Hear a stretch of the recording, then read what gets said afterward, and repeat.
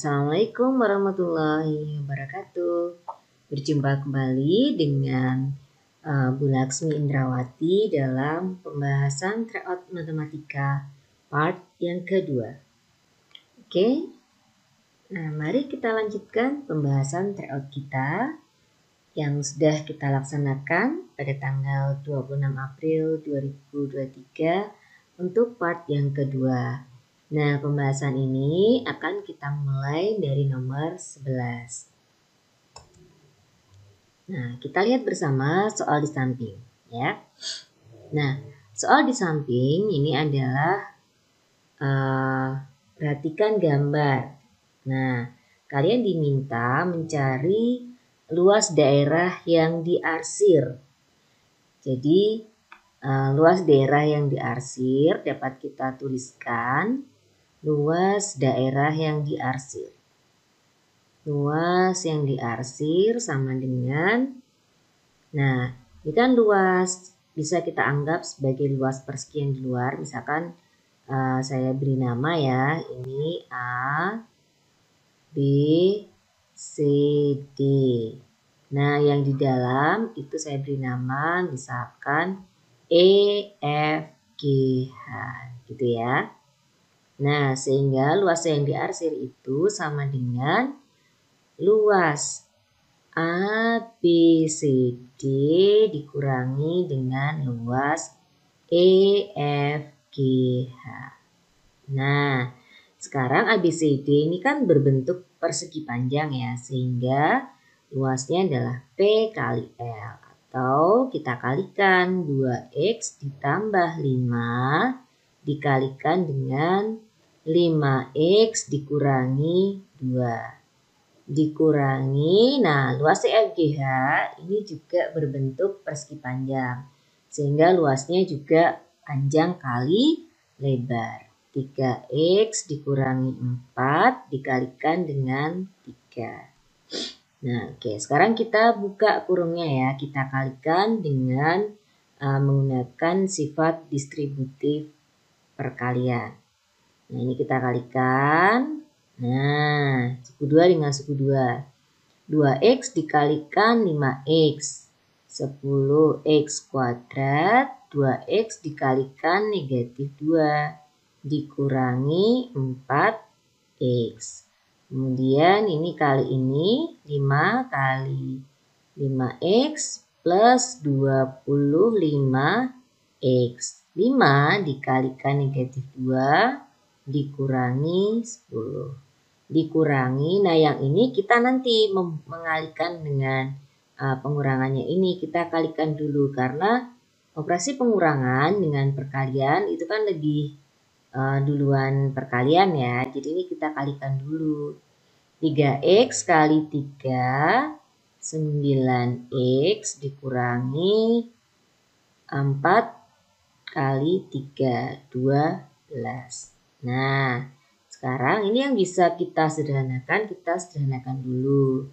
10X kuadrat, nah ini kan suku yang sejenis ya, bisa kita jumlahkan. Sehingga kita peroleh 10X kuadrat plus 21X dikurangi 10. Nah, baru ini kita kalikan, kita buka kurungnya. Jadi kalau misalkan di sini tuh nggak ada apa-apanya, anggap saja ini ada angka 1 ya, jadi min 1. Nah, negatif 1 dikalikan 9X, jadinya min 9X. Negatif 1 kali negatif 12 plus 12. Nah, sehingga bisa kita sederhanakan lagi menjadi 10X kuadrat, nah ini kan 21X sejenis dengan negatif 9X kan, berarti 21X dikurangi 9X menjadi plus 12X. Negatif 10 ditambah 12 plus 2. Jadi jawabannya yang mana? 10X kuadrat ditambah 12X ditambah 2 yang C.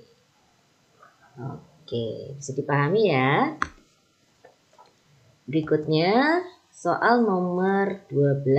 Nah, ini tentang membaca diagram ya, membaca diagram. Kita lihat pernyataan yang tidak sesuai adalah, nah kita lihat pernyataan yang A. Jenjang sekolah yang ada listrik dan ada internet paling banyak adalah SD. Nah ini kan yang berwarna biru itu kan ada listrik, ada internet. Nah apakah benar yang SD, jenjang sekolah yang ada listrik dan ada internet, itu yang SD, ini yang SD itu yang ini ya. Nah, ternyata benar ya, ini 100 dalam ribu ya, 116,6 ribu. Nah, ini benar. Pernyataan yang pertama ini benar. Kemudian pernyataan yang B, lebih dari 30.000 sekolah SD, SMP, SMA, SMK, SMA, dan SLB ada listrik, namun tidak ada internet. Ada listrik tapi tidak ada internet, berarti yang merah ini kan.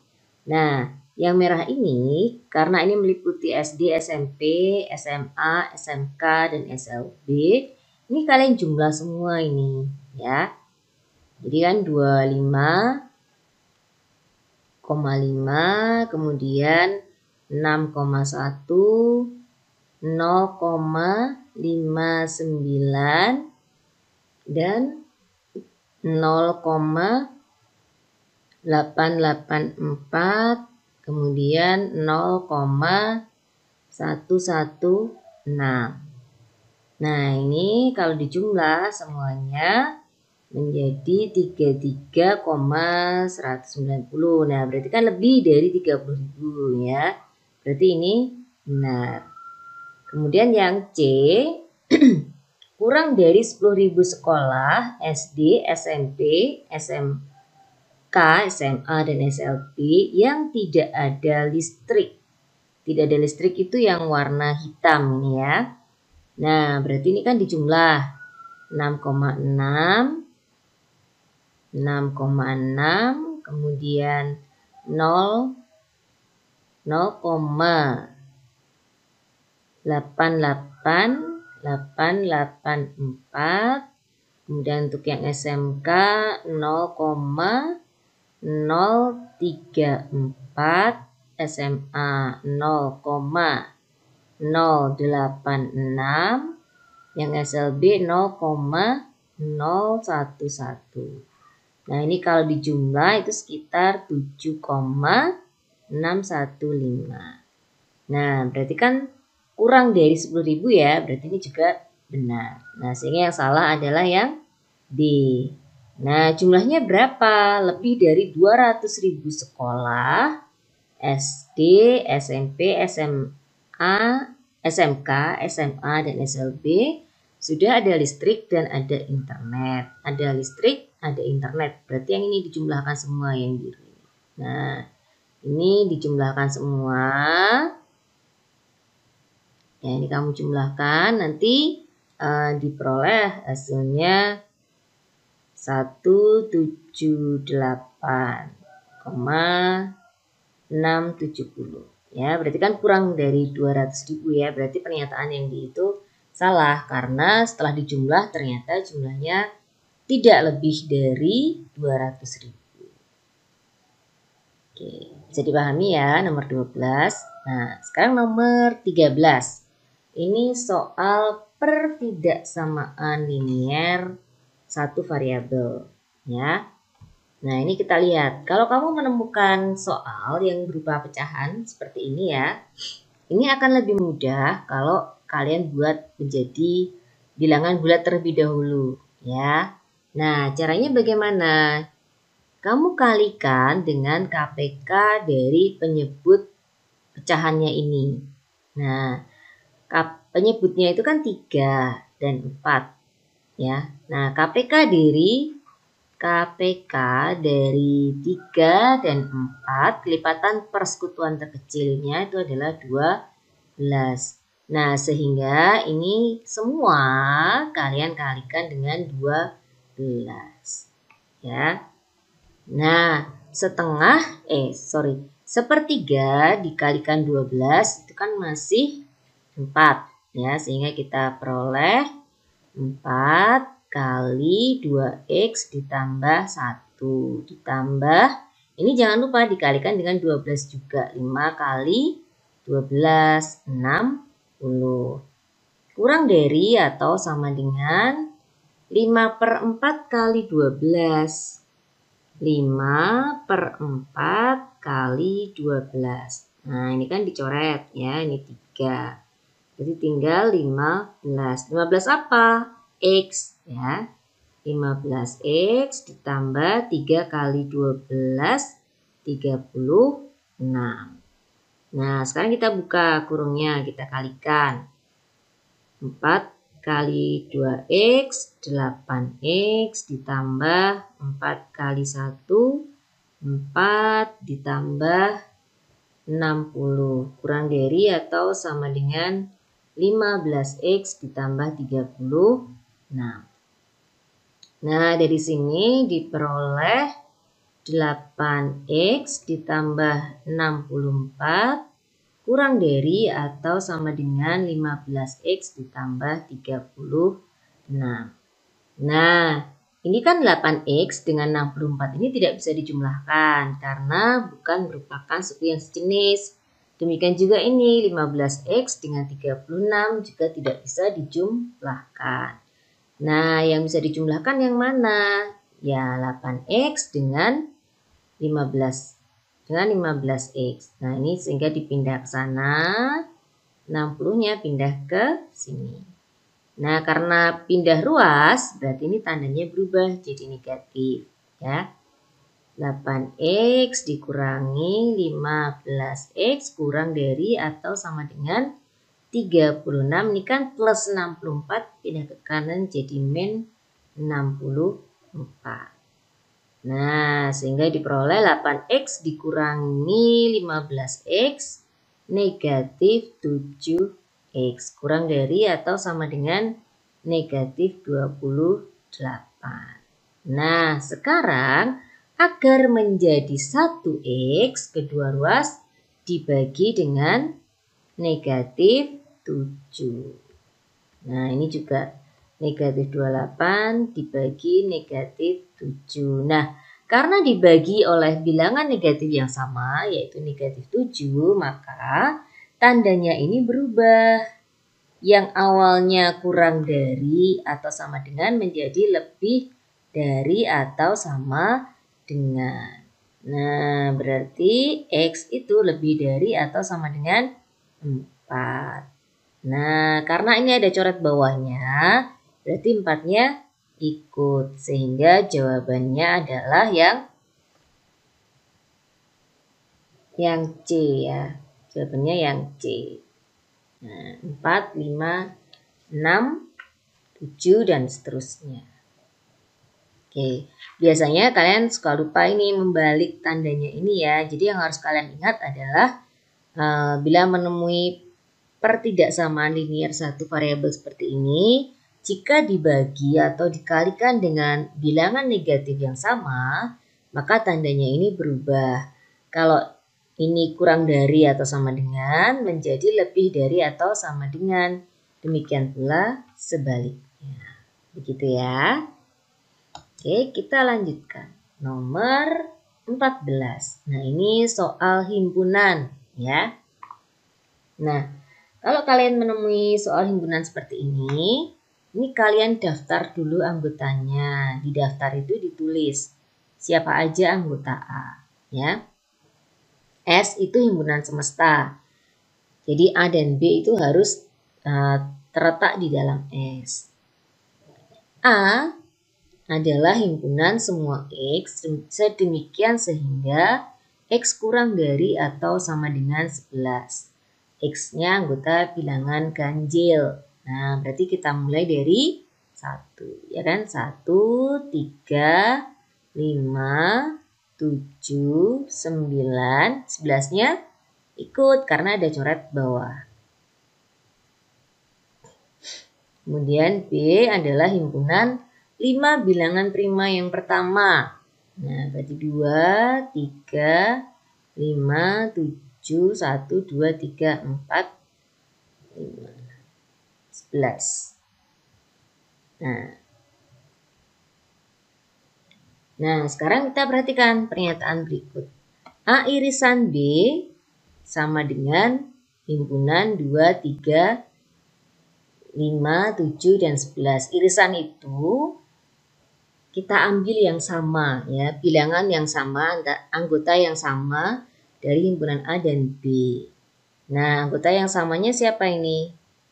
3, 5, 7, 11. Berarti ini salah ya. Nah, karena duanya enggak. Gabungan itu digabung antara anggota A dan B, dijadikan satu. Nah, biar kamu gampang mengingat ya. Kalau misalkan ini ada emoticon gitu kan. Nah, kalau diiris itu kan sakit. Ya, ini irisan. Nah, sakit diiris gitu kan. Tapi kalau digabung, nah dulu pas pandemi itu kan sempat cuma 50-50 ya. Nah, sekarang kalian sudah bisa berangkat 100%. Digabung seneng enggak? Seneng. Nah, ini gabungan gitu ya. Mengingatnya seperti itu. Nah, gabungannya siapa? 1, 2, 3, 5, 7. Ini kita tulis semua ya anggotanya. Kalau ada yang sama kita tulis satu kali. 1, 2, 3, 5, 7, 9, dan 11. Betul tidak? Ya, betul. Nomor 2 betul ya. Nah, komplement A gabungan B itu artinya selain ya anggota-anggota S, tapi selain anggota dari A gabungan B. Nah, A gabungan B ini kan 1, 2, 3, 5, 7, 9, dan 11. Nah, selain itu siapa? Yang belum disebutkan di sini, tapi anggota S, yaitu 4, 5, 6, 7, 8, 9 sudah, 10. Ya, jadi ini betul. Ya, nomor 3 betul. Kemudian A dikurangi B itu artinya anggota-anggota A tanpa anggota B. Nah, anggota A tadi kan 1, 3, 5, 7, 9, 11. Nah, kalau A dikurangi B itu artinya anggota-anggota A tanpa anggota B. Anggota B ini kan 2, 3, 5, 7, 11. Berarti selain ini. Nah, selain ini yang ada di anggota A. Berarti kan 3 enggak, 5 enggak, 7 enggak, 11 enggak. Berarti hanya 1 dan 9. 1 dan 9. Nah, berarti ini salah. Jadi yang betul adalah 2 dan 3. C. Oke, bisa ya? Berikutnya nomor 15. Ini juga masih soal himpunan. Hasil survei dari sejumlah siswa diperoleh 20 siswa gemar matematika. Berarti N matematika. Itu banyaknya siswa yang gemar matematika. 20. Kemudian yang gemar IPA ada 25. Kemudian 15 siswa gemar matematika dan IPA, berarti gemar keduanya, gemar matematika irisan IPA sama dengan 15. 8 siswa tidak gemar matematika maupun IPA.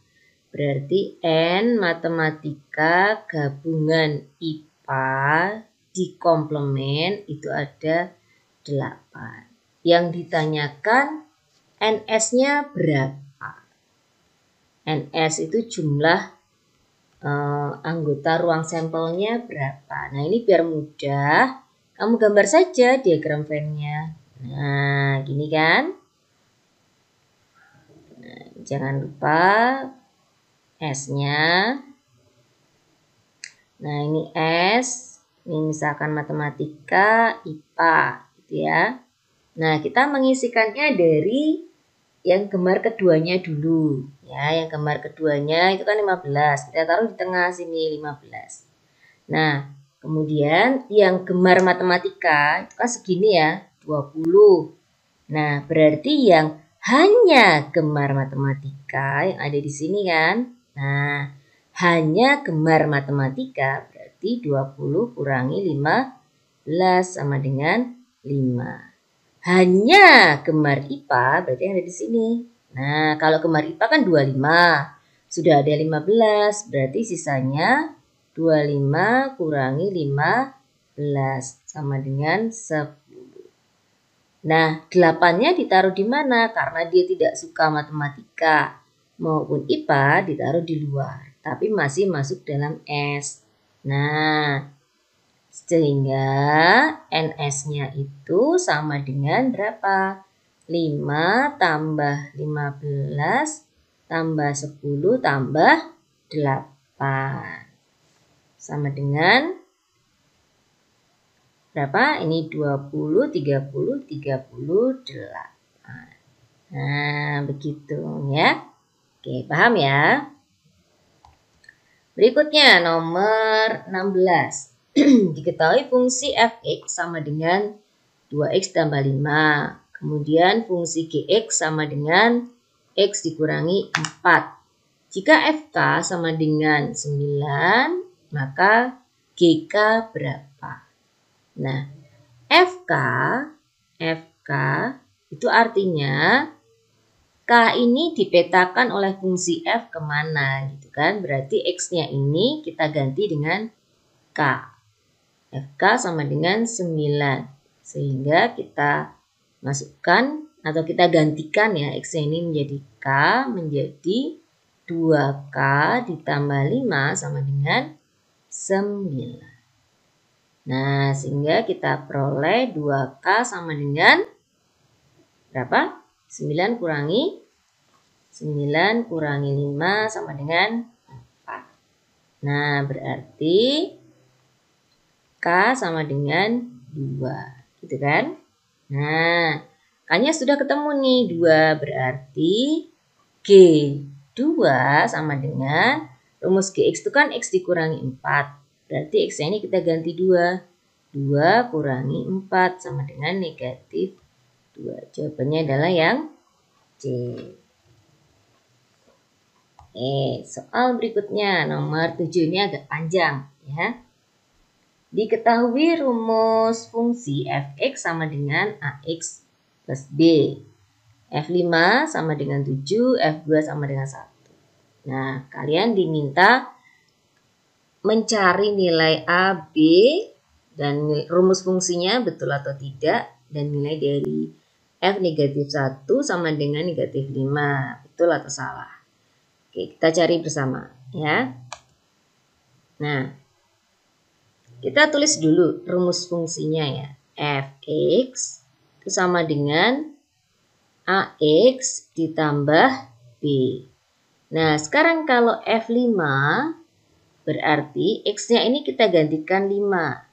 Sehingga kita peroleh 5A plus B sama dengan 7. Kemudian F2 berarti X-nya diganti berapa? Betul, 2 ya. Jadi 2A plus B sama dengan 1. Nah, ini kan ada 2 variabel, A dan B, dengan 2 persamaan. Sehingga dapat kita eliminasi ya. Ini kita eliminasi dulu. Nah, mana yang akan kita eliminasi? Yang sudah sama koefisiennya adalah B. Sehingga yang kita eliminasi adalah yang B. Biar jadi 0 kita apakan? Kita kurangkan. 5A dikurangi 2A menjadi 3A. 3A sama dengan 7 kurangi 1, 6. Nah, sehingga diperoleh A sama dengan 2. Nah, A-nya sudah ketemu 2. Betul nggak di sini? Nah, berarti ini salah kan? Berarti ini A dan B jelas salah. Jadi kamu kalau ngawur itu jangan pilih A dan B gitu kan. Nah, sekarang kita cari nilai B-nya. A-nya sudah ketemu. Nah, untuk mencari nilai B, Ini misalkan persamaan pertama, ini persamaan yang kedua. Kalian boleh memilih persamaan 1 atau 2 untuk mencari nilai Pi. Nah, kita ambil yang gampang aja, persamaan yang kedua ya. Jadi A ini kita masukkan ke persamaan yang kedua. Nah, berarti kan 2A kan berarti 2 kali 2 ditambah B sama dengan 1. Nah, sehingga diperoleh 4 ditambah B sama dengan 1.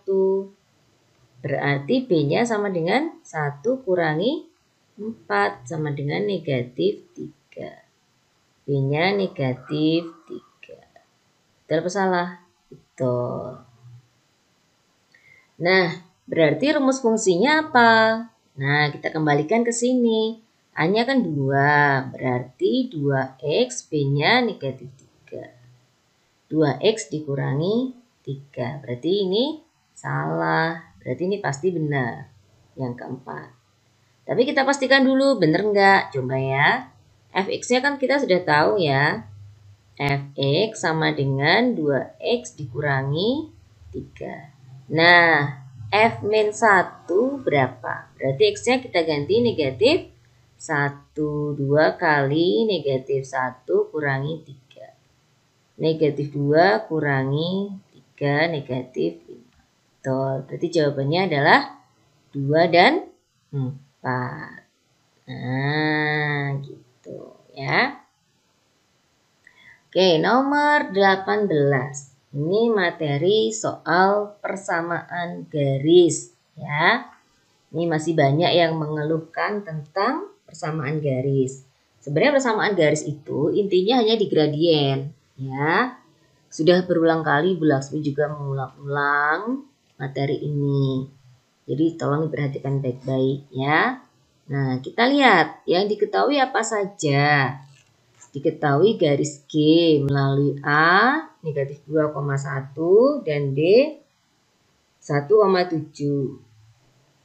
Sedangkan garis H melalui C 5,4 dan D 6,P. Nah, ini diketahui G itu sejajar dengan H. Nah, jika ada dua garis sejajar seperti ini, maka gradiennya bagaimana? Gradien G sama dengan gradien H. Ini kuncinya ya.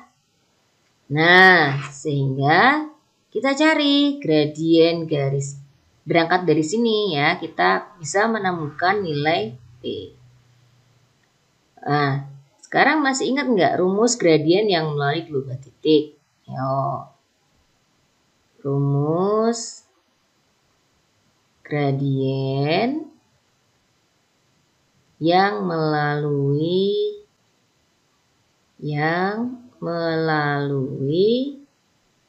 X1, Y1 dan X2, Y2 pi M sama dengan delta Y per delta X. Nah, delta Y per delta X itu bisa kita peroleh melalui Y2 kurangi Y1 per X2 dikurangi X1. Nah, kita gunakan rumus ini ya untuk mencari besar gradien dari garis G dan H. Oke, gradien garis G melalui A dan B gitu kan. Nah, ini terserah kamu mau menentukan X1, Y1-nya yang mana, X2, Y2-nya yang mana. Misalkan ini saya ambil nih sebagai X1, Y1, yang ini X2, Y2 ya. Berarti kan gradien garis G itu sama dengan gradien garis H. Nah, gradien garis G, Y2 kurangi Y1 berarti 7 dikurangi 1 per 1 kurangi negatif 2. Sama dengan gradien garis H melalui ini dan ini ya. Berarti P dikurangi 5 per 6 dikurangi 4. Nah, ini kan 7 kurangi 1, 6 ya. 6/3 sama dengan P kurangi 5 per 2. 6 dibagi, ini kan 2 ya, 6 bagi 3, 2. Berarti 2 sama dengan P kurangi 5 per 2. Nah, ini kalau ke sana kan dikalikan. Berarti diperoleh 4 sama dengan P dikurangi 5. Berarti 4 tambah 5 sama dengan P. Berarti P sama dengan 9. Nah, tuh, paham ya? Oke, nomor 19. Masih soal persamaan garis. Nah, kalau menemukan soal persamaan garis seperti ini, kamu harus bisa mengidentifikasi terlebih dahulu, ya. Apa yang bisa kamu kerjakan pertama kali? Kamu lihat, dicermati baik-baik. Ini ada 3 buah garis ya. P, Q, R. Nah, kita lihat kedudukan masing-masing. Ini Q sejajar dengan R, ya kan? Q sejajar dengan R. Kemudian P itu tegak lurus dengan Q. P itu juga tegak lurus dengan R. Nah, ini kita juga langkah pertama mencari gradiennya dulu. Kita cari gradien garis. Nah, yang bisa kita cari gradien garis Q atau R? Ya, Q ya. Nah, kita bisa mencari gradien garis Q. Nah, bisa dengan menggunakan segitiga atau dengan rumus yang tadi ya, yang nomor 18. Ini kan melalui 0,2 dan 3,0 ya. Kalau menggunakan rumus yang nomor 18 tadi, gradien garis Q kita cari melalui 0 kurangi 2 per 3 kurangi 0 atau negatif 2 per 3. Nah, sekarang posisi P itu kan tegak lurus dengan Q ya. P tegak lurus Q, berarti gradien garis P itu adalah lawan dan kebalikan dari gradien garis Q. Lawannya negatif apa? Plus. 2/3 dibalik jadi 3/2. Loh, kenapa kok bisa kebalikan dan lawannya? Karena hasil kalinya itu negatif 1 ya. Hasil kali dari gradien P kali gradien Q itu sama dengan negatif 1. Sehingga gradien garis P itu adalah min 1 per gradien garis Q. Jadi gampangnya kebalikan dan lawan. Nah, gradien garis P 3/2. Tuh. Gradien garis R tadi kan sejajar dengan Q kan? Nah, berarti kan gradiennya sama. Gradien garis R sama dengan gradien garis Q. Sama dengan min 2/3. Ini salah. Nah, sekarang persamaan garis Q. Kita lihat. Mencarinya bagaimana persamaan garis Q. Ini kita kalikan silang. Ya. 3 ini kita kalikan dengan Y. 2 kita kalikan dengan X. Berarti diperoleh persamaan garis Q itu sama dengan 2X ditambah 3Y sama dengan, nah ini dikalikan 3 kali 2 sama dengan 6. Atau kalau kita pindah ruas 2X plus 3Y dikurangi 6 sama dengan 0. Berarti ini salah. Titik potong garis R dengan sumbu X adalah 2,0.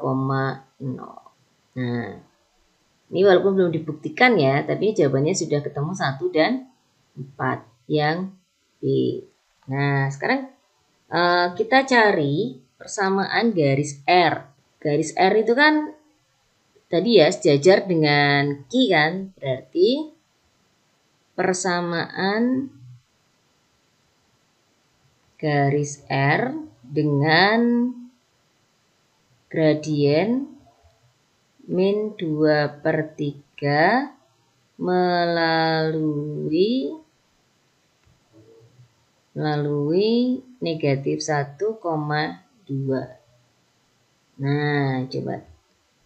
Kan persamaan garis secara umum bisa pakai Y sama dengan MX plus C. Bisa juga menggunakan yang ini. Y min Y1 sama dengan M kali X dikurangi X1. Bisa menggunakan ini atau Y sama dengan MX ya. Nah, dari sini kita peroleh Y dikurangi Y1-nya itu 2. M-nya min 2/3 X dikurangi min 1 kan jadi plus ya. Nah, sehingga ini menjadi Y kurangi 2 sama dengan min 2/3 X min 2/3. Y sama dengan min 2/3 X. Ini pindah ke sana plus. Jadi min 2/3 plus 2. Y sama dengan min 2/3 X plus 4/3. Nah, titik potong dengan sumbu X berarti kan Y-nya 0 ya. Kalau Y-nya 0 berarti kan ini pindah ke sini ya, 2/3 X sama dengan 4/3. Berarti X-nya sama dengan 2. X sama dengan 2, berarti melalui 2,0. Nah, ini sudah betul. Kalau misalkan kamu ada yang belum dipahami, bisa ditanyakan ya ke Bu Lasmi. Nah, sekarang soal yang terakhir untuk part yang kedua ya. Ini soal sistem persamaan linear dua variabel. Nah, untuk menyelesaikan SPLDV seperti ini, kalian harus cermati dulu, dilihat. Nah, ini kan ada dua variabel dengan dua persamaan. Variabelnya adalah X dan Y. Nah, kita lihat koefisien X-nya di persamaan yang pertama. Ini saya anggap persamaan yang pertama, ini yang kedua ya. Persamaan yang pertama, koefisien X-nya 4. Persamaan yang kedua, 2. Kemudian untuk koefisien Y, persamaan yang pertama negatif 3. Persamaan yang kedua, 1. Nah, untuk mengeliminasi atau kita kan akan mencari nilai X dan Y ya, agar bisa dimasukkan ke sini. Nah, agar bisa memperoleh nilai X atau Y, kita gunakan eliminasi ya. 4X min 3Y sama dengan negatif 26. 2X plus Y sama dengan 2. Nah, untuk mengeliminasi kita samakan ya koefisiennya. Paling mudah kita samakan yang mana. Misalkan kita akan mengeliminasi X ya. Berarti kita samakan koefisien X-nya. Ini kan sudah 4, ini 2. Berarti biar sama, yang atas tetap, yang bawah dikalikan 2. Nah, 4X dikurangi 3Y sama dengan negatif 26. Nah, yang bawah semuanya dikalikan 2 menjadi 4X plus 2Y sama dengan 4. Nah, ini baru dikurangkan. Ya, 4X dikurangi 4X kan 0. Negatif 3Y dikurangi 2Y. Negatif 5Y sama dengan negatif 26 dikurangi 4. Negatif 30. Berarti Y-nya sama dengan 6. Nah, sekarang kalau Y-nya sudah ketemu 6, untuk mencari X ya gampang, kamu tinggal mau dimasukkan kemana, persamaan pertama apa kedua. Kita coba persamaan yang kedua ya, yang lebih sederhana. Kita substitusikan ke persamaan yang kedua. 2X ditambah 6 sama dengan 2. Berarti 2x sama dengan berapa? Negatif 4.